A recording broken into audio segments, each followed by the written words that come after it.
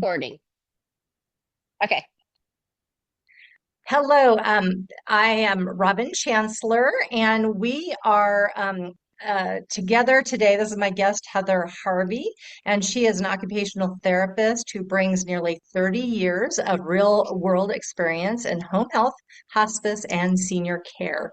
Her work has taken her inside homes, hospitals, and senior communities where families are often trying to make difficult decisions with limited guidance and a lot of emotion.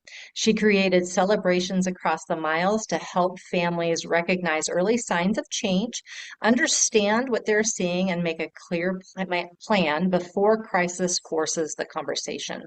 Her guidance is independent, practical, and rooted in compassion, ethics, and lived experience. Her goal is simple: help families feel informed, supported, and confident about what comes next.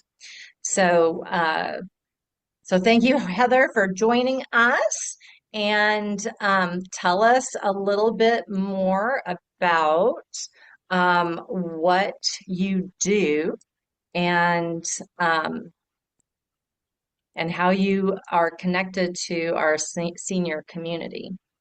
Okay, thank you, Robyn. Thank you for having me. I am an occupational therapist of nearly 30 years, and primarily my focus has been working in the senior industry in home health.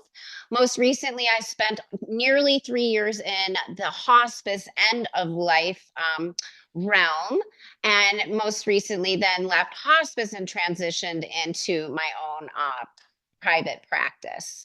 And my private practice is divided into three different phases. The first is the smoke before the fire, where I get in proactively and preventatively working with seniors and their families before a crisis happens, educating them and putting the appropriate adaptive equipment or technology in place for optimal success in the home.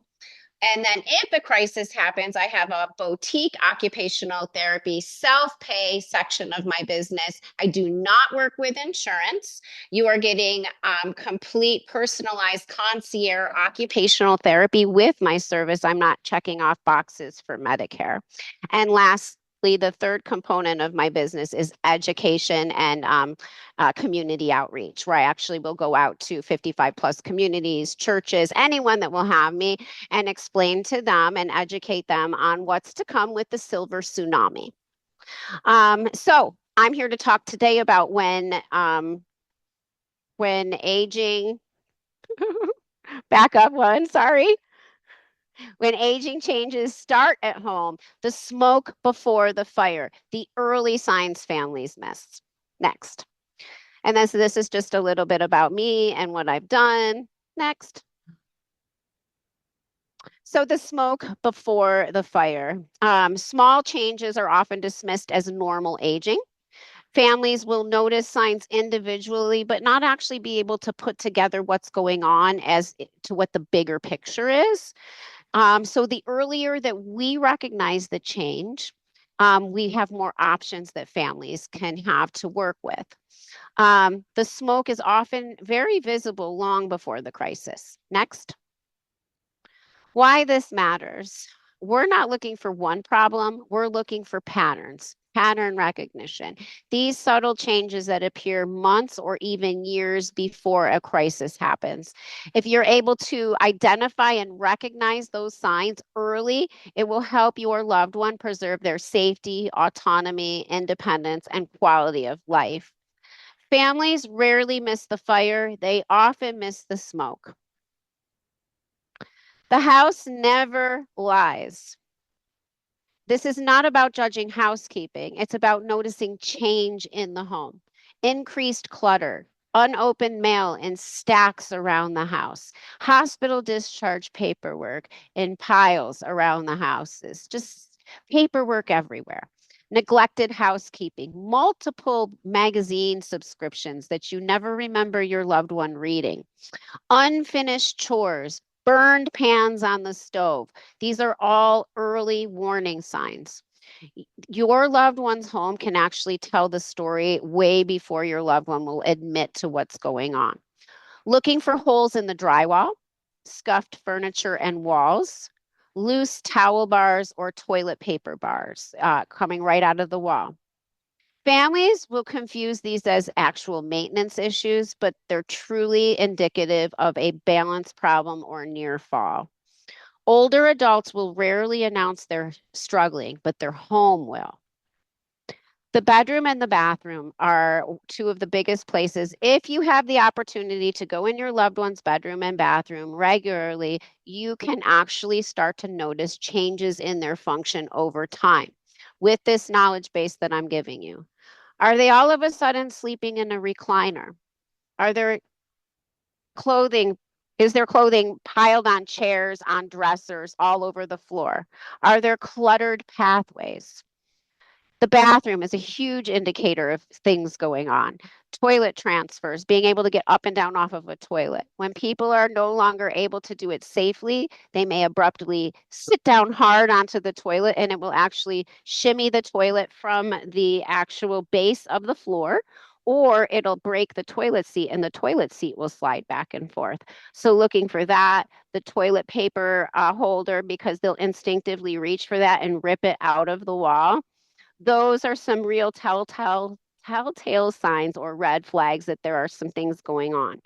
If I had 10 minutes, sort of like supermarket sweep, if I had 10 minutes to go into a home, I would spend most of it in the bathroom and bedroom because those two rooms are going to tell me a whole heck of a lot about how someone is truly functioning. Next. The refrigerator never lies. Unintended weight loss may be hiding in plain sight, especially if you call your parent on a phone, but you do not do a video call, or your grandparent.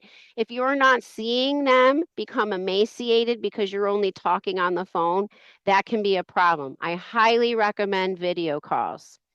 Empty shelves in the refrigerator, spoiled food, expired food, duplicate purchases of multiple five bottles of mustard and items in the refrigerator that make no sense together to form an actual tangible meal. These are the things that you're looking for. Changes in eating habits will often appear long before your family members will recognize that there's truly a problem going on. The refrigerator will tell me how someone is truly living. Next. Medication management. Missed doses, duplicate doses, refill confusion can create serious health risks. The same medication may look different after a refill or manufacturer change, which will cause confusion and could end up in an accidental double dosing. Medication changes where they change the dose and somebody has already pre-poured their pill box for the week and they don't have the cognition to know to pull it out to add the new medication in. These are the things that can lead people into an unnecessary hospitalization. So you want to look at that pill box. Are you seeing Monday, Tuesday, Wednesday, they didn't touch it. Thursday, they touched it. Friday, Saturday, didn't touch it. Sunday, they touched it again. That's a red flag. Old prescriptions, red flag. Medication management is actually one of the very first complex tasks to decline. So, looking at that pill organizer will tell you more than a medication list ever would. Next, mobility and falls. If you ask your loved one if they've fallen, chances are they're going to deny that they have fallen. Most people do not consider a fall slamming down onto a chair or a toilet because your legs are too weak for a soft descent, or all of a sudden sliding down and ending up on your knees when you went to pick up something up off of the floor. Most seniors will say, well, that was just a little something, something. No, that was a fall. Um, Most of the time, they are not going to report these falls to their doctors, even though they have a physical therapy benefit to be screened for inner ear vestibular issues, orthopedic issues. There is a fear that seniors have with respect to reporting that they have fallen and loss of their independence, autonomy, and ability to drive, believe it or not. So, asking roundabout questions. Have you grabbed a wall recently? Have you caught yourself on furniture? Have you almost fallen? Near falls are smoke. The fall itself is the fire. The first fall is rarely going to be the first warning sign. There were actually going to be multiple things leading up to that first fall. Next, driving changes. Driving habits often change long before families will recognize that there's a problem.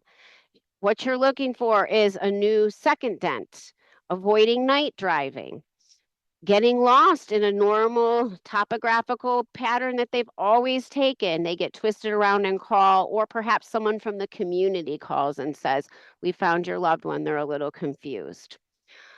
Increased anxiety with respect to driving. These are all warning signs. Concerns about driving are often concerns about cognition, vision, gross motor coordination, reaction time, confidence, and or judgment. The conversation about driving rarely starts with the car. Next. Isolation and withdrawal. Social withdrawal is often dismissed as a personal choice, and it actually very well may be a warning sign. Often, older adults may gradually stop attending church, previously enjoyed activities such as pickleball, diamond painting, line dancing. They stop seeing their friends. Changes in social engagement may be indicative of depression, cognitive changes or decline, hearing loss, increased incontinence issues, mobility challenges, or fear of falling. When somebody is withdrawing from life, it is really worth asking why. Next, caregiver burnout. Caregivers are often struggling long before they ask for help. They are actually dealing with the ambiguous grief of losing, slowly losing their spouse or loved one over a prolonged period of time, especially if you're dealing with dementia or Alzheimer's or Parkinson's or a neuro disorder along those lines. It is a slow, agonizing loss of function, independence, and autonomy, and it is a heavy burden on caregivers.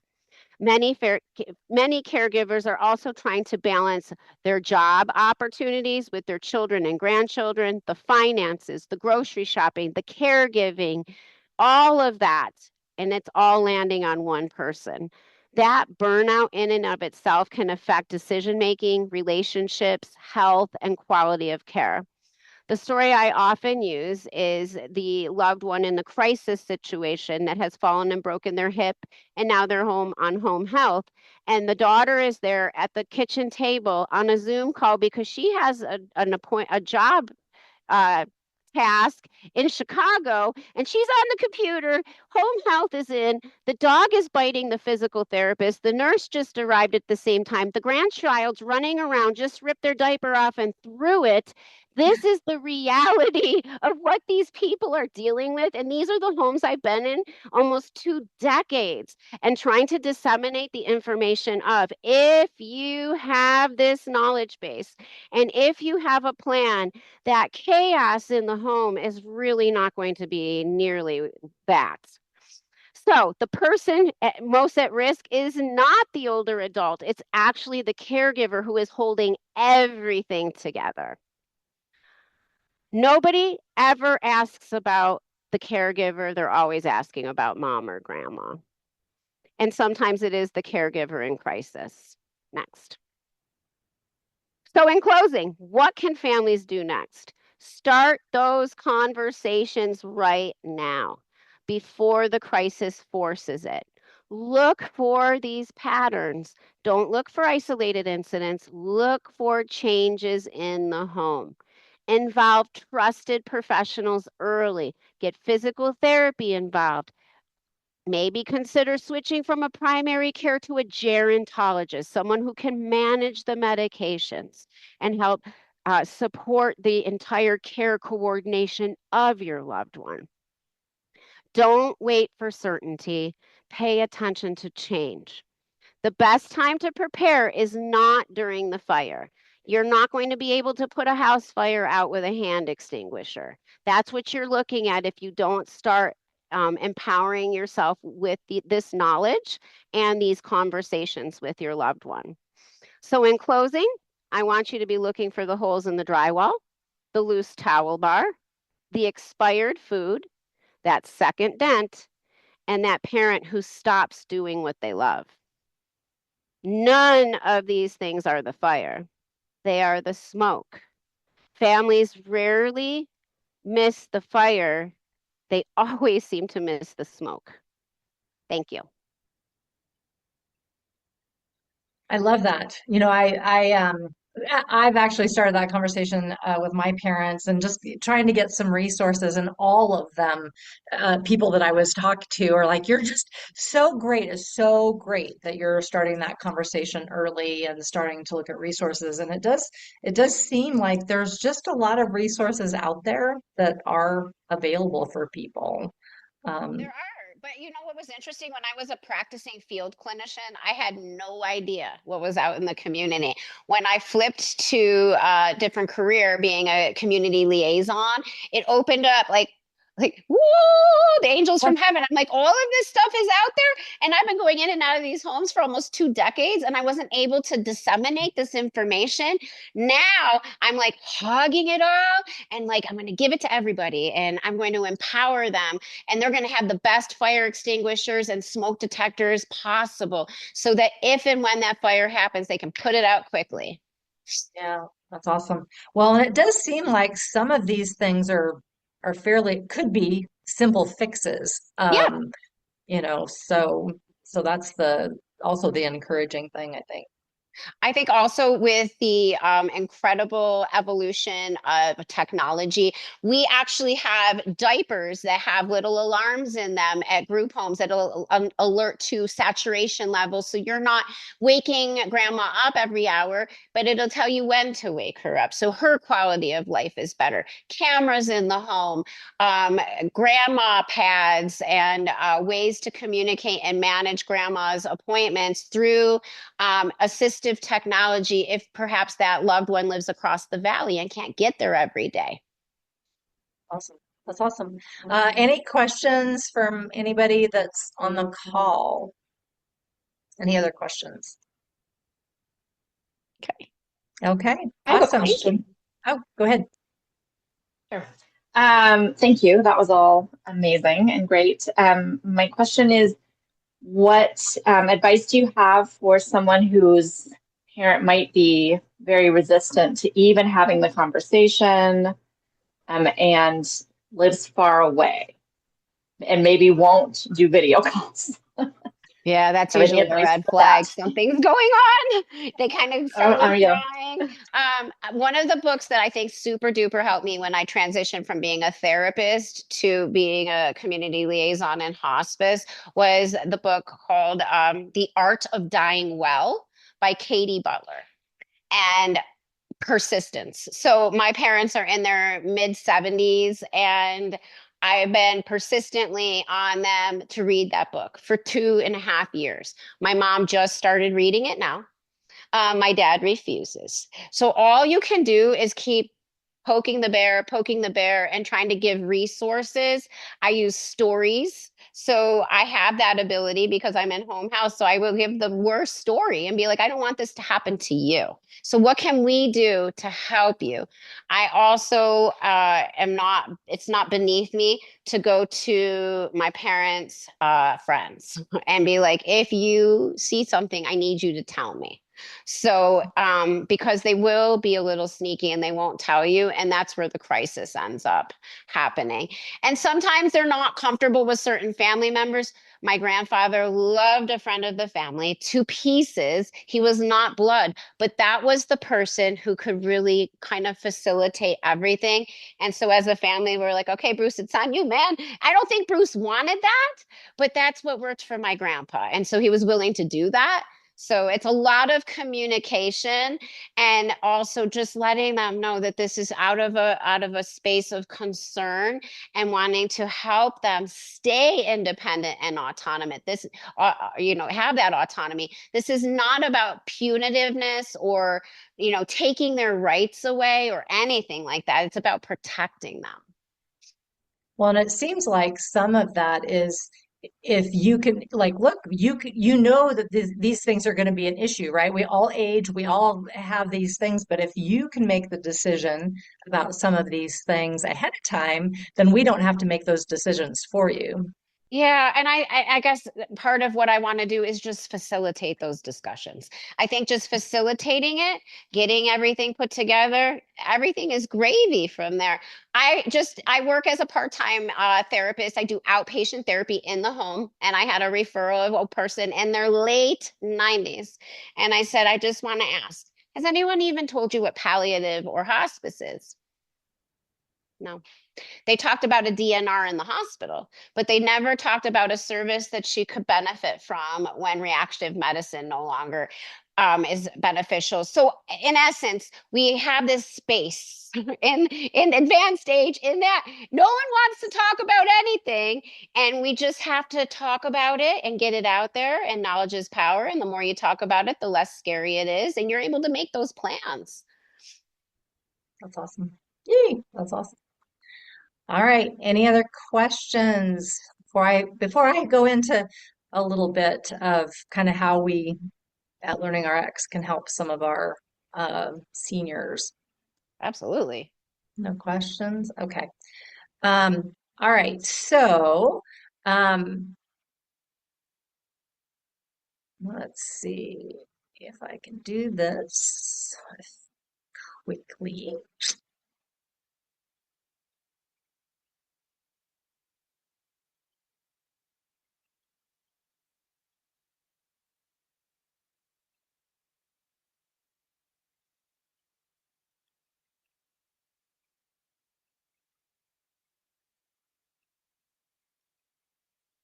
So, our goal here, my name again is Robyn Chancellor, and we're doing just a little bit of information on being brain strong, goals for cognitive fitness in adulthood. And a little bit about me, I've been the director of LearningRx in Chandler for the last 9 years, and we do have a center in Glendale also. I have trained dozens of children and adults at this point. My education is in mechanical engineering, business administration, and being a high school educator with work experience in all of those areas. What are we going to talk about today? First, we're going to talk about some brain health models. We'll spend most of our time, though, focusing on community movement and brain exercise and how these impact brain health. And kind of the theme that I have for this presentation is if you don't use it, you will lose it. It's just a good saying to remember throughout this discussion. So, what is brain health? According to the National Institute on Aging, brain health refers to how well our brain functions in several different areas. And the first is motor function, which is controlling movements and balance. Then sensory function, which is seeing, hearing, tasting, and smelling. Tactile function, which is feeling and responding to sensations of touch, including pressure, pain, and temperature. Emotional function, which is interpreting and responding to emotions. And then cognitive health, which is thinking, learning, and remembering.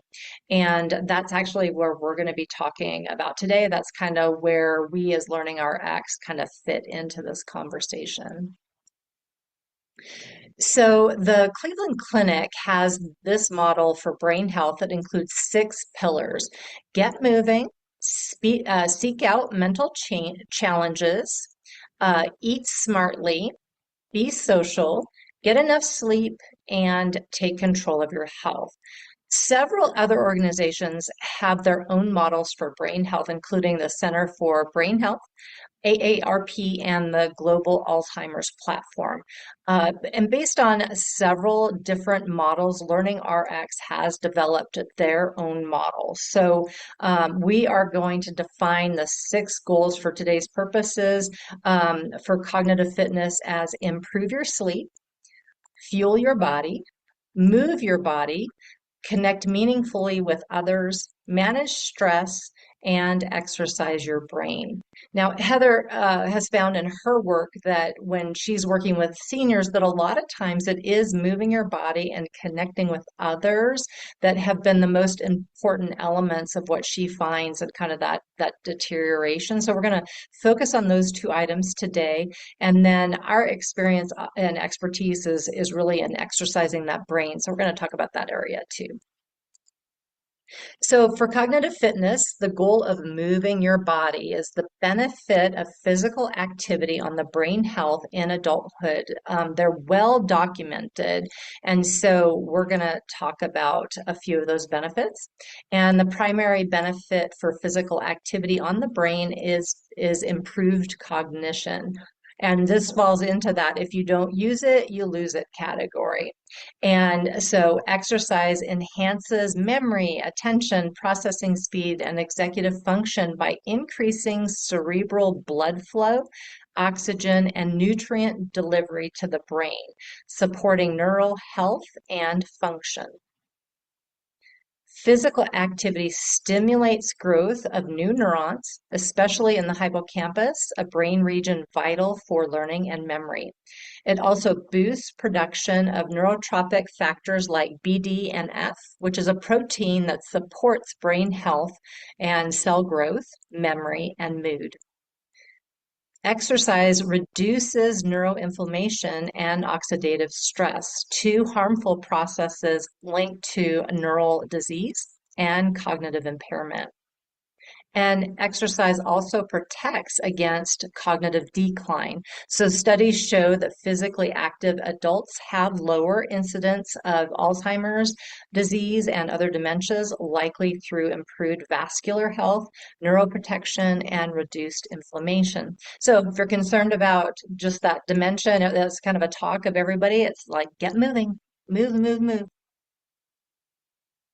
So exercise tips for the brain, moderate intensity, we're kind of like 150 minutes a week of moderate intensity aerobic activity is going to drive that BDNF production and enhance cognitive function. Strength training also enhances executive function and memory. And research has shown that exercising outdoors in sunlight improves reaction time and attention more than exercising indoors. And we know that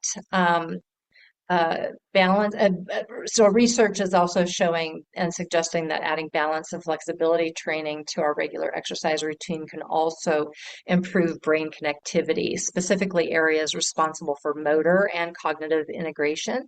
And it can also help with supporting neuroplasticity and slowing cognitive decline. All of these factors fall into that if you don't use it, you lose it category. The next cognitive fitness goal that we are discussing today is just connecting meaningfully with others.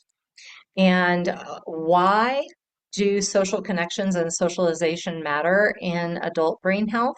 It takes a lot. It takes a lot of cognitive stimulation when we are social.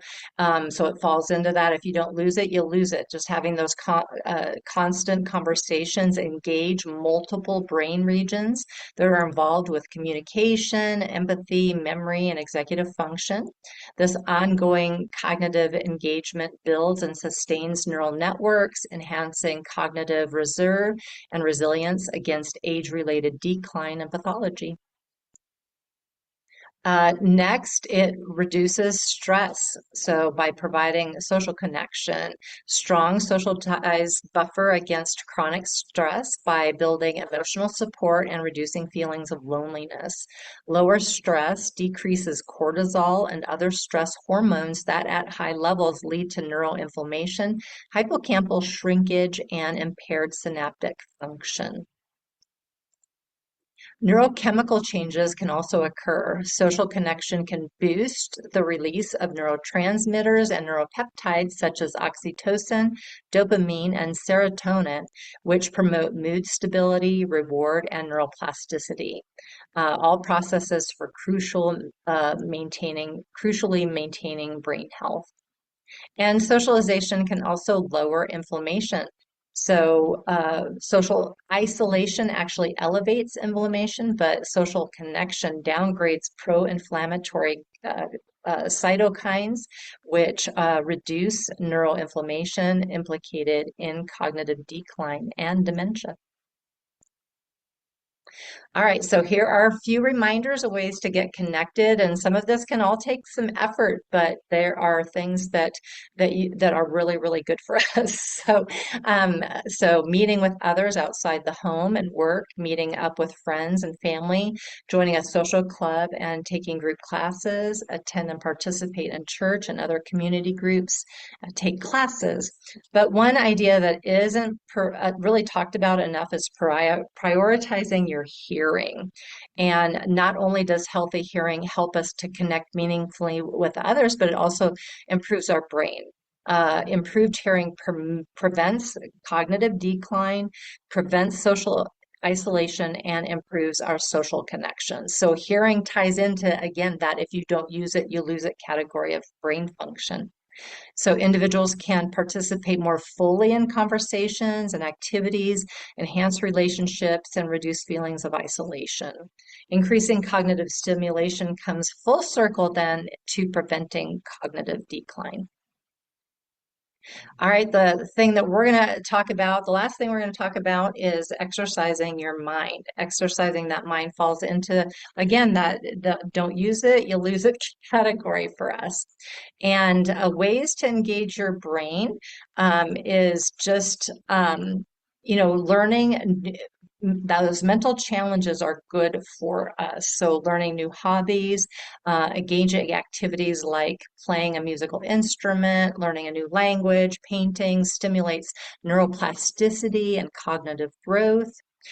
Reading regularly. Reading is a complex activity. So reading books, articles, diverse literature enhances vocabulary, comprehension, and critical thinking. Expressive writing fosters reflection and cognitive organization. Solving puzzles and brain games like crossword puzzles, Sudoku, chess, other strategy games improve memory, problem solving, and executive function. And traveling or exploring new environments, definitely novel experiences promote cognitive adaptation and memory formation. And finally, there are technology things out there that are apps like Brain HQ or Luminosity that provide targeted exercises to challenge the brain. And the goal is to use your brain so that you don't lose those functions.